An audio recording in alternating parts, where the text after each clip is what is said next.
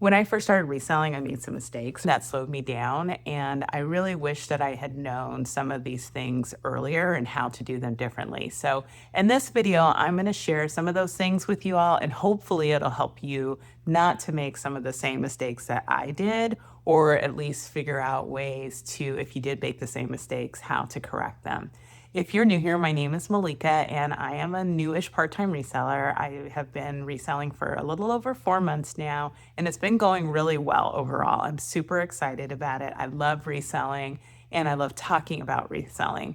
But it doesn't mean that I haven't done some things wrong. So I want to share with you about the top 4 things that I wish I had done differently to start. And it will hopefully be something that can be helpful to you too. And I also, if there's other things that aren't part of what I'm sharing here that you also did that you would suggest that people do differently, please share with me in the comments. I'd love to hear from you. So, my mistake number 1 was I was sourcing wrong. I ran out to the thrift store, and I am embarrassed to say how much money I spent that first time that I really, really got into it, but it was a lot. And it was on a lot of stuff that was just not good. And it was a combination of just one, not really having any idea of what buyers want. I didn't look at comps. I didn't really understand even how to look at comps. And I also didn't really understand the concept of style based. And this is coming from someone who loves fashion, is really knowledgeable about fashion trends, but I really didn't have an understanding of what that meant in terms of translating into the resale market. And so that was really important factor that was a key issue of me making that mistake around sourcing. So I ended up buying a lot of stuff that, one, I paid way too much money for, that were brands that just are oversaturated in the reselling market, and things that were out of style. I mean, there were certain things that I bought that I thought the name brand would sell well, even though the style wasn't necessarily on trend or what people are looking for. So make sure that you are looking at comps. And the way to do that is go into eBay or Poshmark, whichever platform you use. Hopefully you're using one of those two, and you can do a search for the piece that you are considering buying. You can, do, let's say it's a quince merino wool sweater, for example. You can type in gray women's quince merino wool sweater into the platform and then start filtering. And you can also select how many of those have sold, and or what of those have sold. And then it'll come up and show you everything that's sold, and it'll show you the prices that it's sold for. So then you can get a sense that if those quince merino wool sweaters are only selling for $25 and the thrift store has it priced at $12, is it worthwhile for you to pick it up? Because you've got to think about after your fees and all of that stuff and the work you put into it. Does that make sense? Sourcing correctly is so critical, and that was a big mistake of mine. Not checking comps, not making sure that I could effectively sell a particular style, and also picking up things that just don't sell well because they maybe are oversaturated in the market. So that's mistake number 1. Mistake number 2 was not having an inventory system. And I can't even tell you how much that slowed me down, because I had started buying a bunch of things, as I just said, and I had them everywhere. I had them in the guest room closet. I had some things up in my room. I had some things in storage bins and other places. They were all over the place. And so I would sell something, and I'm running around my house trying to find it because I had things all over the place and I hadn't created any sort of system. I had a spreadsheet, but I didn't have a numbered system so that I could know where things were. Pretty quickly, after like the 3rd time I was running around trying to find something, I was like, this is ridiculous. I have to have a system. And I will tell you, mine is very simple, but very effective. I have gone from taking sometimes 10 minutes to up to a couple of hours to finding a piece to it taking me 2 minutes. I keep everything on a spreadsheet. Every piece I have is numbered in the order in which I listed it. So just the inventory number is 1 for the first thing, and then 2, and then 3, and then 4, and then 5, and then so on. I put 4 digits in front of it, so I've made my inventory numbers 5 digits. So the first item is 00001. And I put everything in bins, packaged up in bins, based on their chronological order of when they were listed. So when I sell something now, I just go to my Excel spreadsheet on my inventory list and I look up I've created a filter by the brands for my inventory list. I look up the brand, it filters all of those brands, and then I find the specific item, the number associated with it, and then I go to that bin and pick it out. This is now a 1 to 2 minute effort as opposed to 10 minutes to 2 hours. So mistake number 2 was not getting that inventory system, and it was life changing. I'm not kidding. As a reseller, and particularly as someone who's part time, because I have just like a certain window of time that I have once I've made sales that I'm actually getting everything ready to ship off.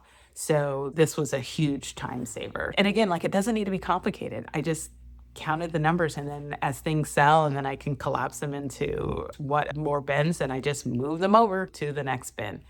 So that was mistake number 2. Mistake number 3 was my photos. And this was an all around photo issue. I had no measurements in photos initially. I had bad lighting in my photos. I wasn't taking enough photos.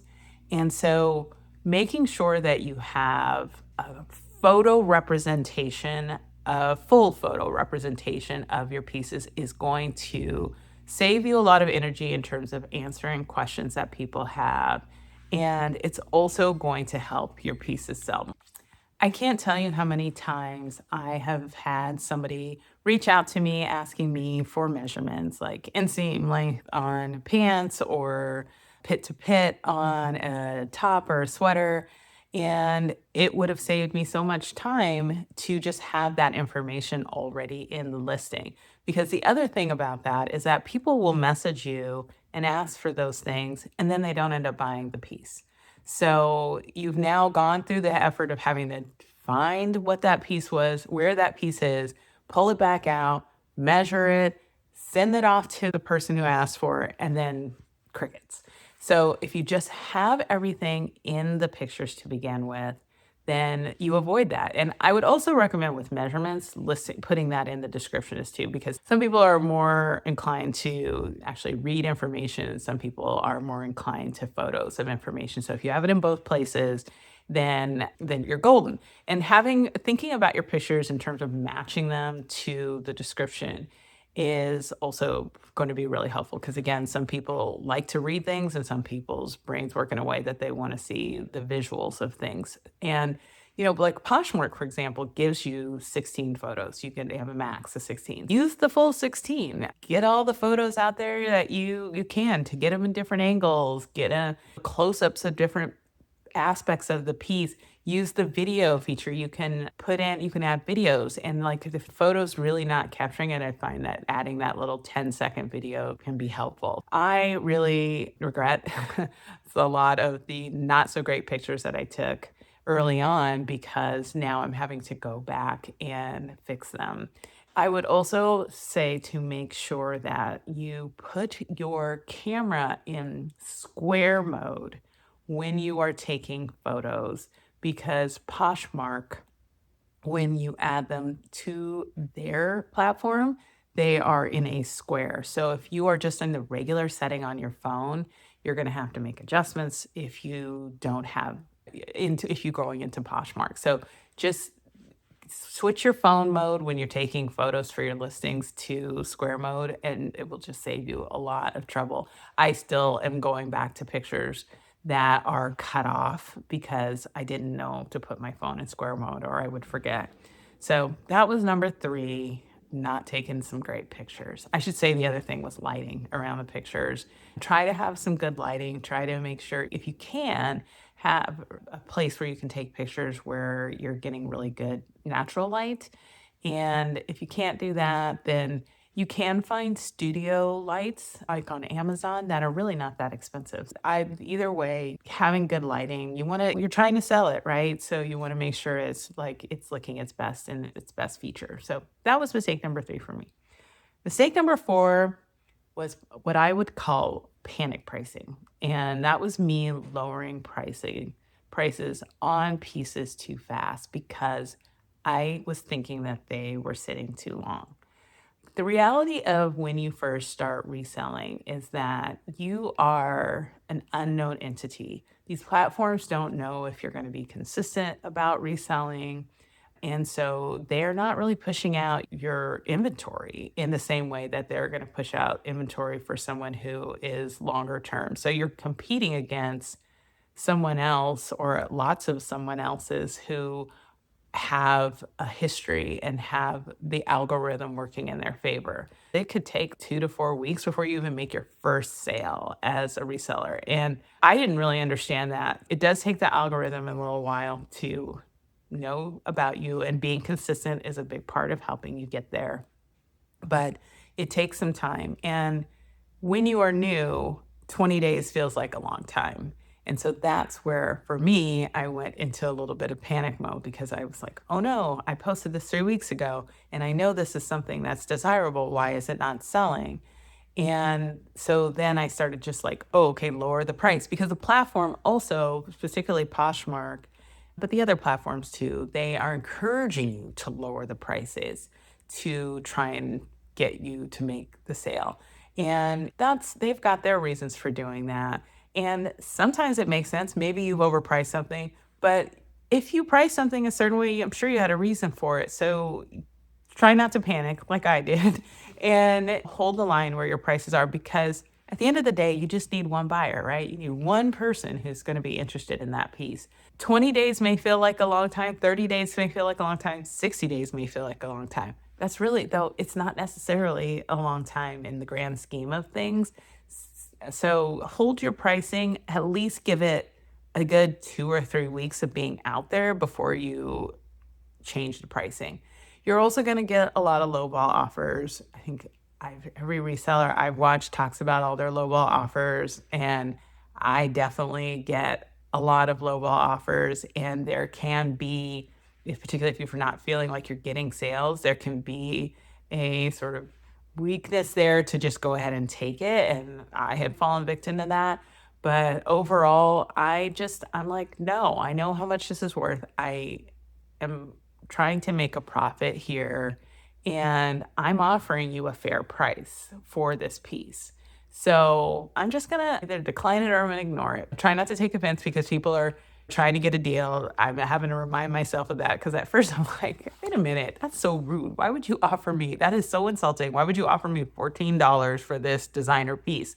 People are just out there trying to get a deal. I get it. And so I try not to take it personally. I just hold the line. If I know that this is worth more than the person is offering, then we may go into a bit of a counter back and forth, and that's cool too. But I'm also not going to go back and forth with you a lot. I have my set number, and I am set on this number. This is the bottom number that I will accept for this.